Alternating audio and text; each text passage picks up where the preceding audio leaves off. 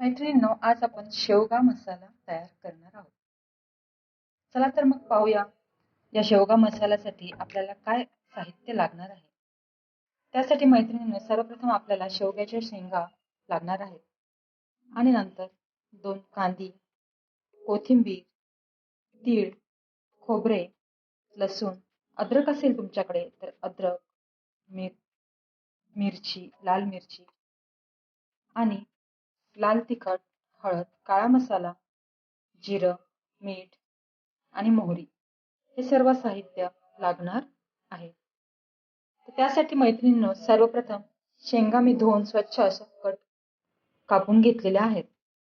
ह्या सर्व शेंगा आपण एका पातेल्यामध्ये टाकूयात आणि ह्या सर्व शेंगा आपण शिजवून घ्यायच्या आहेत. ह्या शेंगा शिजत असताना थोडस चिमूटभर मीठ फक्त त्यात टाकायचे आहे, जेणेकरून शेंगा लवकर शिजतील आणि खायलाही छान लागतील. शेंगा शिजेपर्यंत आपण त्याची ग्रेव्ही तयार करूयात. सर्वप्रथम एक कढई घेतलेली आहे. अगोदर आपण तीळ भाजून घेऊयात.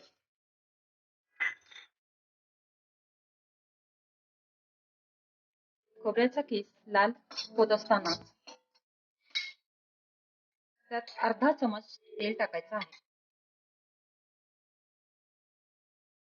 आणि छान हलका सोनेरी रंगावर हा किस परतवायचा आहे. हा केस लाल होत असताना त्यामध्ये आपण लसूण,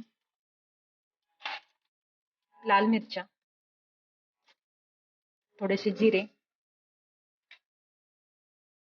टाकायचे आहे आणि पुन्हा एकदा हे सर्व परतवायचं आहे.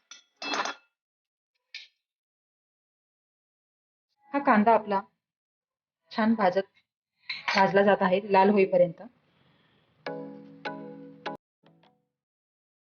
चांगला भाजून घ्यायचा आहे.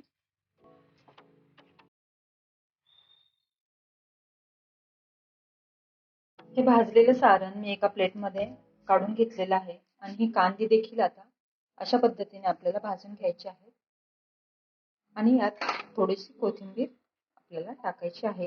मैत्रिणींनो, सर्वप्रथम आपण तीळ बारीक करून घेणार आहोत आणि त्यानंतर हे तीळ यामध्ये मिक्स करायचे नाहीये, कारण तीळ बारीक होत नाही, म्हणून तीळ अगोदर बारीक करून घ्यायचे आहेत. आणि चला तर मग सर्वप्रथम आपण तीळ बारीक करून घेऊया. हे वाटण अशा पद्धतीने तयार झालेलं आहे. हे आपल्याला आता कढईमध्ये परतवून घ्यायचे आहे. त्यासाठी आपण कढई घेऊन त्यामध्ये अर्धी वाटी तेल टाकणार. तेल थोडंसं गरम झाल्यावर आपण हा मसाला त्यामध्ये टाकणार आहोत.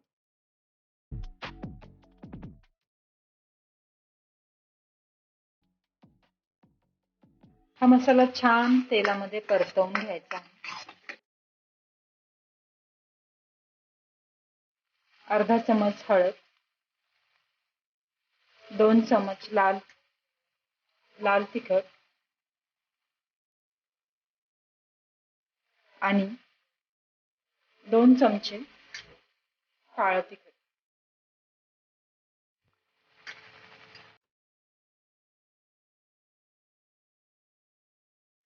सारणाला तेल सुटेपर्यंत आपल्याला परतवून घ्यायचं आहे. शेवग्याच्या शेंगा मी टाकलेल्या आहेत. खूप जास्त प्रमाणात नाही शिजवायच्या. हे शेंगा टाकल्यावर आपण त्यामध्ये चवीनुसार थोडंसं मीठ टाकणार आहोत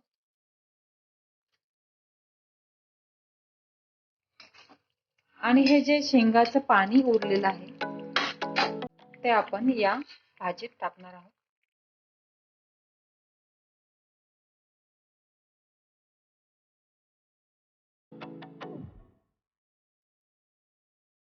तर ही झाली आपली शेवगा मसाला तयार.